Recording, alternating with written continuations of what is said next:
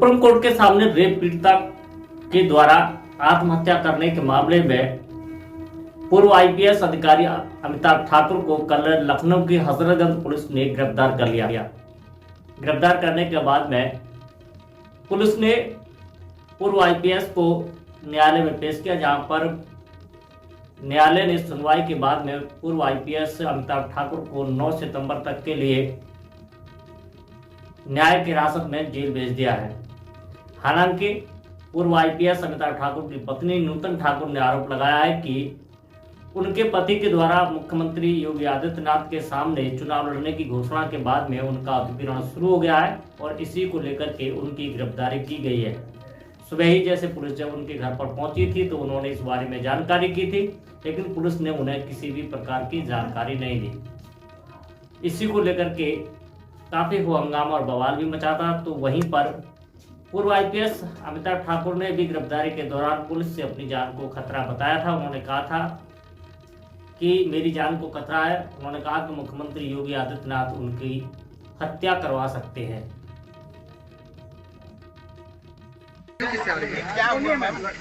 देखिए, जब अमिताभ ठाकुर जी ने योगी आदित्यनाथ के खिलाफ चुनाव लड़ने की बात कही है, उसके बाद से और गोरखपुर जाने की बात कही, उसके बाद से अनवरत हमारी प्रताड़ना शुरू हो गई।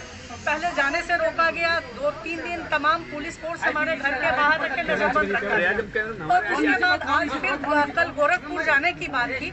आज पहले हमारे घर पे सुबह फिर कई सारे पुलिस फोर्स को तैनात किया गया और दोपहर में तमाम मैं पुलिस फोर्स के साथ आए और ये कहा कि हमारे साथ चलिए। कोई कारण नहीं बताया, कारण पूछने पर स्पष्ट नहीं किया कि क्यों है, केवल इतना कहना था कि हम कह रहे हैं हमारे साथ चलिए। ये पूछने पे कि क्या आप गिरफ्तारी कर रहे हैं तो ये कहा गया हमें पूछताछ करना है और साथ में ये भी कि जिस तरीके से पूछताछ में ये हम लोगों ने कहा कि अगर पूछताछ करनी है आप यहाँ भी कर सकती हैं।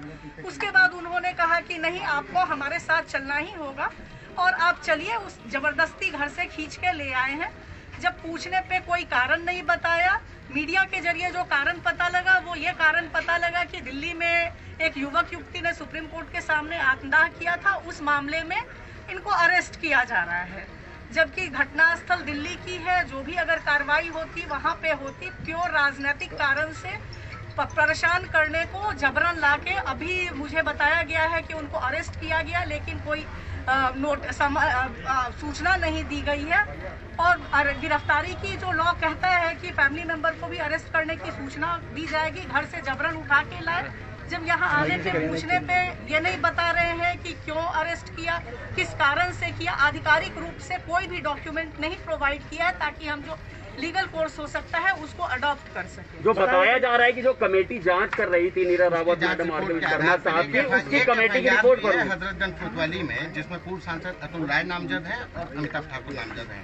जैसे देखिए, चूंकि जिस तरीके से सरकार है, अगर केवल पीड़िता के बयान को देखा जाए तो पीड़िता ने तमाम अधिकारियों के बयान दिए थे। अगर उसके मरने के पहले की बात को ही सही मानी जाए, मेरे पास ऐसे फुटेज है जिसमें पीड़िता ने मुख्यमंत्री श्री योगी आदित्यनाथ के लिए तमाम बातें कही हैं और उनको भी आरोपित किया है कि उसके साथ जो अन्याय हो रहा है उसमें योगी जी भी जिम्मेदार है। तो क्या उनको भी गिरफ्तार किया जाएगा? मैनिपुलेट करके एफआईआर लिखना आपके पास ताकत है, आप किसी को गिरफ्तार।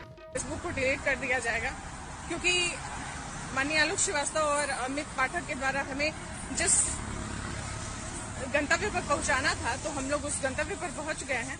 और हम लोग जगह नहीं बताएंगे, लेकिन हम लोग जो ये लोग चाहते थे, जो इन लोगों ने मेहनत किया है 1.5 साल से, हम लोग उसको साकार करने आ गए हैं। जो ये लोग चाहते नहीं थे, एसएसपी अमित पाठक ने नवंबर 2020 से ही हमें मजबूर कर दिया कि हम लोग मरें। साफ साफ आप सभी लोग सुने और उत्तर प्रदेश की पूरी जनता सुने, देश की पूरी जनता सुने और पुलिस विभाग के वो लोग सुने जो लोग न्याय करना जानते हैं, जो लोग वर्दी न्याय के लिए पहने हैं। एसएसपी अमित पाठक की तरह झूठे पीड़ितों को बदनाम करा करके अपना अंदर अंदर काम करने के लिए नहीं बने हैं।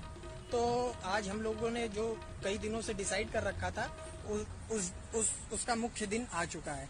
अब एसएसपी अमित पाठक हो या न्यायाधीश आलोक श्रीवास्तव जी हो, जो पत्रावली में जिसको जो लिखना हो, जिसको एफआईआर लिखना हो, जिसको जो भी करना हो, हाँ, जिसको एनबीडब्ल्यू कराना हो, खूब आराम से के माध्यम से कहना चाहूँगा, जेल में भी मेरी हत्या हो सकती है। पूरी तरह फर्जी मुकदमा मात्र मुझे इंगित करते हुए जब से मैंने उनके खिलाफ चुनाव लड़ने का ऐलान किया, उन्होंने यह काम किया है।